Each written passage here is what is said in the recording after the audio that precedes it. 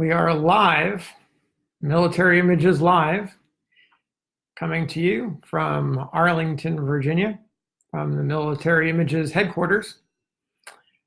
Wishing all of you a happy Columbus Day.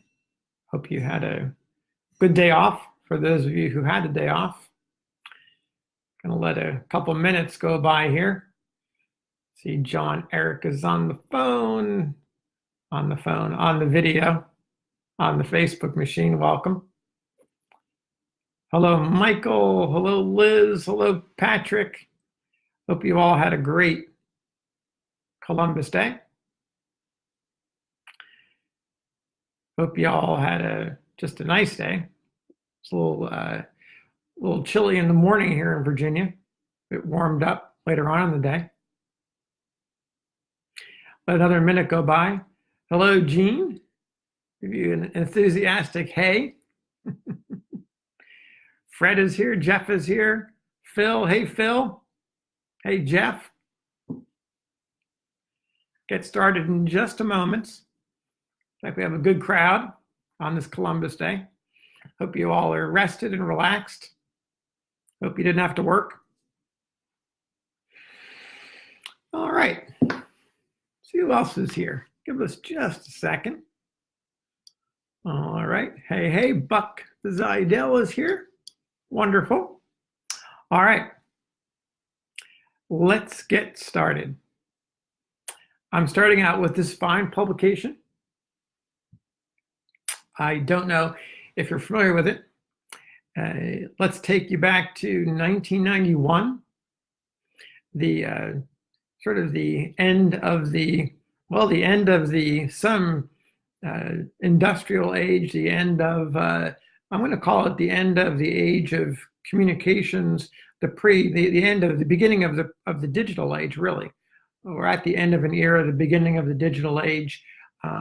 Many of you who are listening tonight and watching tonight that lived it, you know that finding information about photography was largely something that was done by word of mouth, sharing some information when you could find it. There was not a whole lot out there. The collectors possessed some information, some more than others. Some shared it, depends where you were. For me, in 1991, as I was collecting, I was always interested in trying to find new information from whatever source that I could. During one trip, I believe it was to Gettysburg, I came across this book here. This is my original copy. This is the Introduction to Civil War Photography. And some of you who have a copy of this book already know who the author is. His name is at the bottom. Down here, you can barely see it. This is Ross Kelbaugh. Ross is a longtime collector and something of a mentor and a hero to me. He certainly inspired me with this book. He really introduced me to some of the basic concepts of photography. What is a tintype? What is an ambrotype? What is a carte de visite? Giving me some information about the photographers, information about indoor photography, outdoor photography. It's all in this book. Well, this weekend, I had a chance to meet Ross. And actually, I've met him before, but I had a chance to visit his home and to see his collection. One word, one term I came away with is this one.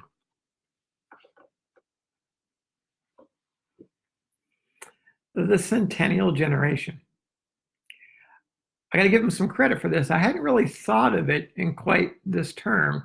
He was talking and defining himself and the group of collectors who were active beginning in the late 1950s and the early 1960s. And he referred to that group as a Centennial Generation. Now, if you're someone like me who is very interested in the roots and interested to know where things came from, this is where a lot of our collecting roots, our passion for military images, they come from the work that these pioneers did during the Centennial Generation. When I was talking to Ross, we inevitably got to talk about this man. I know you know. This is Bruce Catton, and he is well known for his 1953 Pulitzer Prize winning book, A Stillness at Appomattox. For those of you who know it, I can't really say much more about it because it is such a tremendous volume. I can share with you one of my favorite quotes about Catton's books, including A Stillness at Appomattox. This is by historian David Blight. And he says, Catton's works became a kind of national siren call into the past, to the scenes of a distant but deeply resonant war. This is David Blight talking about Bruce Catton.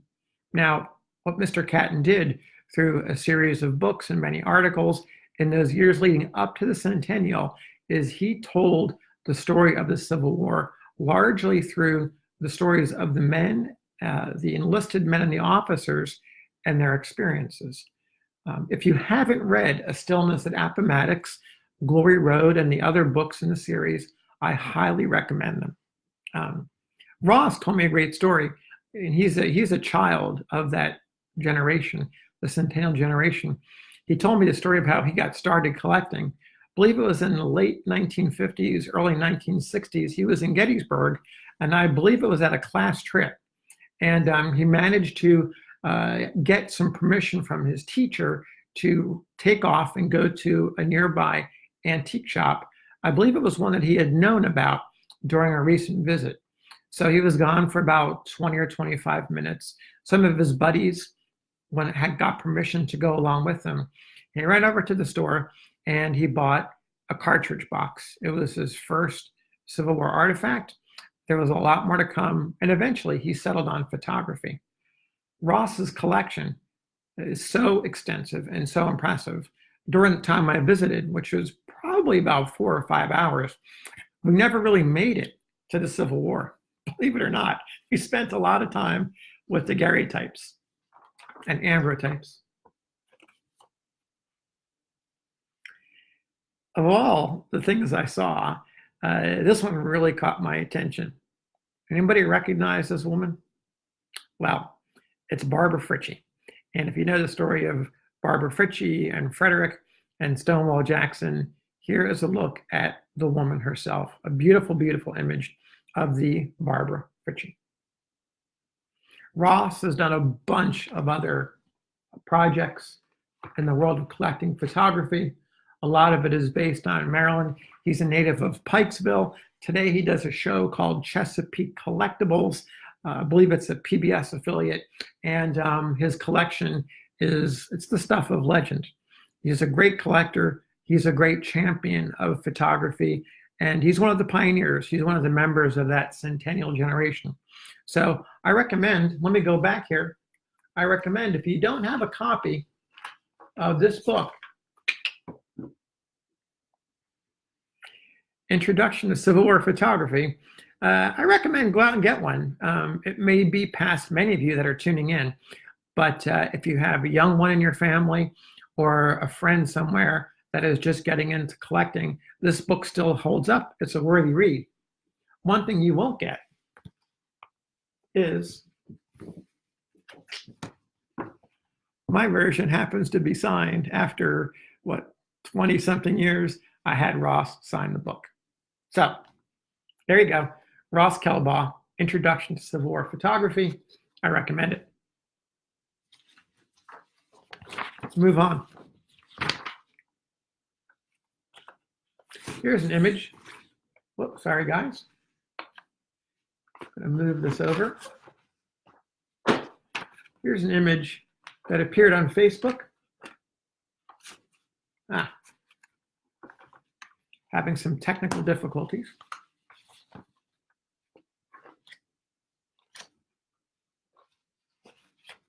Bear with me. There we go. This image showed up on Facebook for a short time. I think it was last week. And it says, taken on the State Fairgrounds, November 1858. What makes it really intriguing is the gentleman who's down in the corner over here. You can just see his head and his stovepipe hat. Here's a close-up. Now, I'm sure many of you immediately think of who it might be. Let's remember in November, early November of 1858, Abraham Lincoln lost his bid for the U.S. Senate to Stephen A. Douglas. And this gentleman standing in the lower corner with the stovepipe hat and the sort of thinnish face could be Abraham Lincoln. A lot of work to do here. Two things I want to mention that leads me to be concerned about the fact that it possibly could not be Abraham Lincoln. One of them is when you compare it to known images of Lincoln from that time, he appears to be fairly thin and raw boned, even more so than he is in the well-known Civil War photographs. Here, his face seems a little bit full. I don't know if that's because of the pose. He seems to be leaning back a little bit. I don't know if it's because of the sun, but he seems to be a little fuller in the lower face. I also wonder, for someone like Abraham Lincoln, who was a dignitary and was well known, would he be standing alone? And I'll go back here. Would he be standing alone in the corner of this image all alone? I'm not so sure about that. In other images, and I'm sure you all have seen them, in the Civil War era, for example, the dignitaries tend to be in the middle of the image. They tend to be the focal point. So it seems a little unusual that Lincoln would be standing in the foreground all alone, sort of with his hands outstretched as if he was welcoming everyone. So your comments would certainly be welcome. It's possible, and I've recommended an expert, Harold Holzer, take a look at it, and we'll see what he has to say. So interesting image. There's another one. Dave Morin sent this photograph in, and what is really pretty amazing about it is you'll see down here on his sleeves 1, 2, 3, 4, 5, 6 service stripes.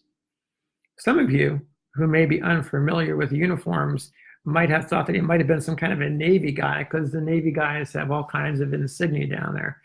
But this is most certainly not a naval sailor or a naval officer. This happens to be an infantryman who is wearing service stripes. Service stripes go way back to 1782. In fact, we've written a story about it. Mike McAfee did a story on service stripes not too long ago in Military Images magazine. Here's his take on it. He gives us a pretty good capsule history that shows examples of how the chevrons are supposed to look on the end, towards the bottom of the cuff. He talks about the origins going to the Revolutionary War, talks about them as certainly as something of a badge of honor, and how they were used during the Civil War, certainly for veterans who re-enlisted in the Union Army.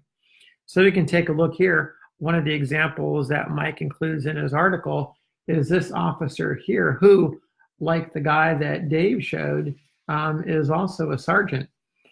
For a moment, I thought that Mike's example might have more service stripes than the one Dave showed, but in fact, this non-commissioned officer has only 5.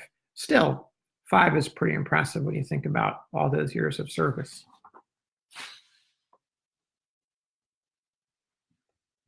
Mike also included some variations on the theme, so you can see the fact that during the Civil War, these service stripes, they weren't exactly detailed in how they should look. It was a very general description of basically a stripe on the cuff. And so as you'll see here, there's definitely some liberties that have been taken in interpreting how those stripes should look and where exactly they should be placed. You'll see examples over here where there's 2 stripes that are spaced apart a little bit. Down here where the stripe is actually pretty high above the cuff and is quite long. Down here, another example, it's a bit extended higher than you might think. And down here, which is probably a little closer to maybe the way that they were meant to be. So a nice variety of service stripes. As you're looking through your collections and browsing on Facebook and other places, if you come across any of these, please send them my way. I'm curious in learning more about them and getting a sense of those variations. Could be a future article. Next up.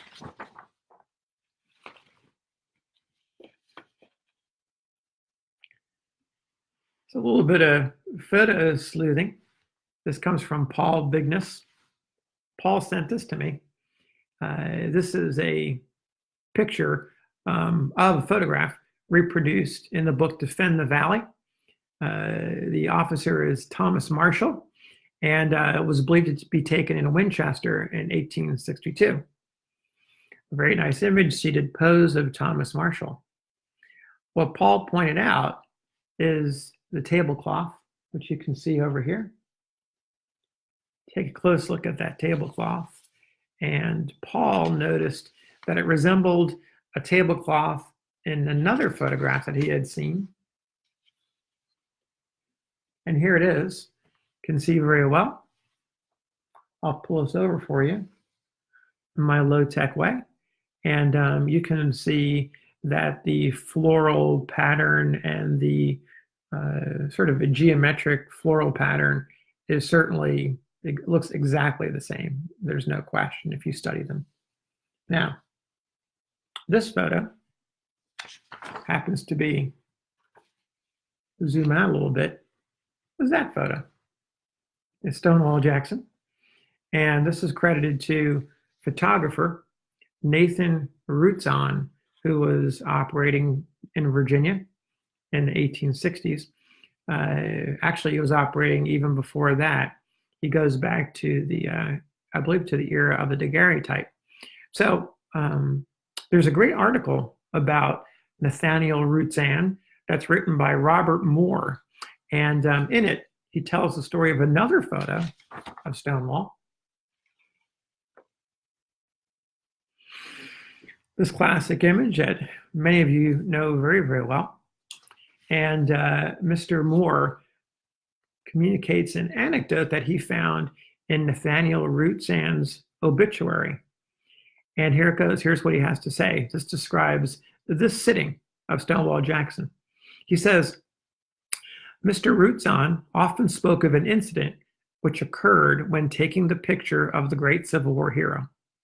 A button was missing from Jackson's uniform, and when attention was called to it, he quietly turned to a little box from which he brought forth a needle and thread, and in a few minutes, the button was on in as neat a condition as any woman's hand could have done it.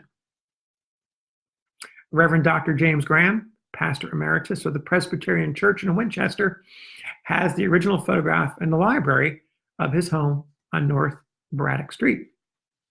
So, a nice little detail about this classic photograph of Stonewall Jackson, a little bit about Nathaniel Rootzon, and going back to that tablecloth, very nice little clue discovered by Paul Bigness, which gives us some sense of the fact that that tablecloth probably appeared in a number of images. At least we can take a reasonable guess that this tablecloth appeared in a number of images taken about this time, probably in 1862.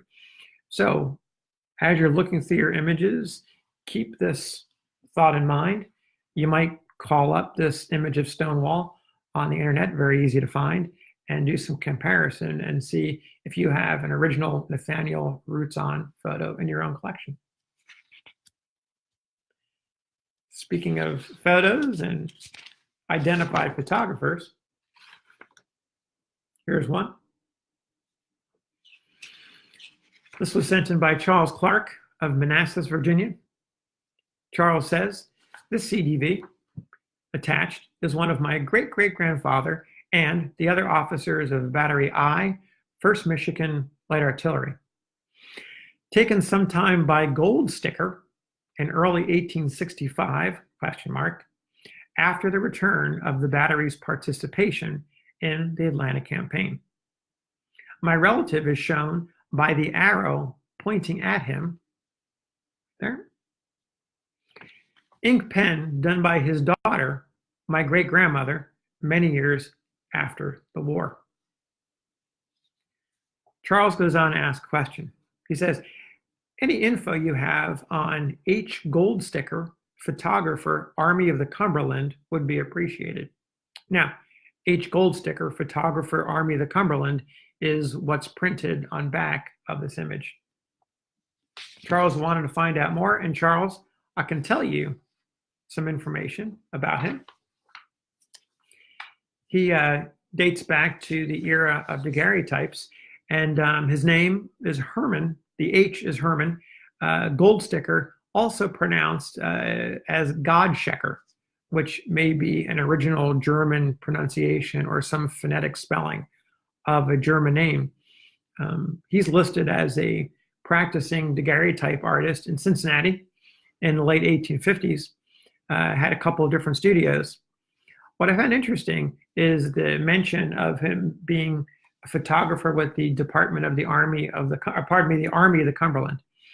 So I did a little searching around in the military images archives, and lo and behold, in almost 40 years of publication, we really have never done a single story about all the photographers who worked on a contract basis or some other basis that entitled them to use Army of the Cumberland on the back of their photographs. But we do have a number of images in the archive, single images, that are identified to the Army of the Cumberland. They include, in addition to Goldsticker, Brigham Bishop, J.W. Campbell, Schwing and Rudd, Cressy Adams and Company, Morson Peasley, and Isaac H. Bonsall. Many of these photographers were working, as I mentioned earlier, on some sort of contract basis. And as you may know, the Army of the Potomac was very similar in having a large number of contract photographers. Those photographers working there have been nicely documented by our friends over at the Center for Civil War Photography. I wasn't able to find a lot of information, a lot of scholarship done on the Army of the Cumberland, but gosh, you really have my interest in doing something about that. So if you've got images that are backmarked with the Army of the Cumberland, I would like to know about those too, for the idea that we might do a future article on those individuals who went out into the camps and to the battlefields to make images of the soldiers and the environments. So I've got one more for you this evening.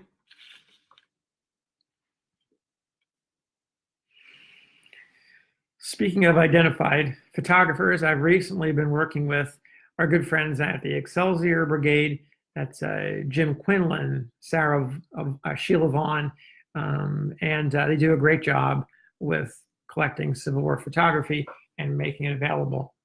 So in working with Jim last week, he reminded me of something that I knew, but I guess I don't think about very much. And that is that the Excelsior Brigade prides themselves on having identified soldier images. And so I went to excelsiorbrigade.com, and if you poke around just a little bit, you'll find a way that you can search all of their CDVs, and you can have them all display on a scrolling screen. And currently there's something in the neighborhood of 875 images. I think they're all identified. So they're not Confederates here. These are all Union soldiers. So if you're looking for specific soldiers, or you collect certain regiments or certain states, I would certainly recommend a visit to the Excelsior Brigade with your want list. So that's all we have time for tonight. I want to thank you very much for watching and for tuning in. We're going to take a break for the next couple weeks as we get caught up on various matters. We will be back with more episodes. And if you happen to live in the central Ohio area, on Wednesday night, I will be speaking at the Central Ohio Civil War Roundtable at 7 p.m. I'll be posting an event shortly. And if you live in the area, come by. I'll be talking about Civil War photography. So until next time, have a great night. Take care.